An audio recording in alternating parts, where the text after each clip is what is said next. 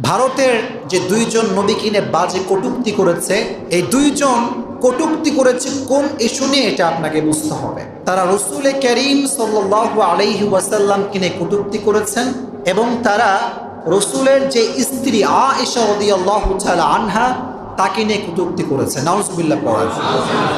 প্রশ্ন হচ্ছে নাস্তিকদের প্রশ্ন, এটা আপনার ব্রেইনে রাখতে হবে। মুসলমান হিসেবে এই নলেজগুলো রাখলে আপনি নাস্তিকদের সামনে বুক ফুলে কথা বলতে পারবেন। কথা বলেন ঠিক কিনা? নাস্তিকরা যেটা বলে রসুলের উপরে, মনে রাখবেন রসুলের সবচাইতে সমালোচিত দুইটা বিয়ে। কয়টা বিয়ে? একটা হচ্ছে আয়েশা রাদিয়াল্লাহু তাআলা আনহার সঙ্গে রসুলের বিয়ে, আর একটা হচ্ছে রসুলের আপন ফুফাতো বোন যায়েনব বিনতে জাহাশ রাদিয়াল্লাহু তাআলা আনহার সাথে বিয়ে। মোট কয়টা বিয়ে? দুইটা। নাস্তিকরা যে বিষয়ে আপনাকে প্রশ্ন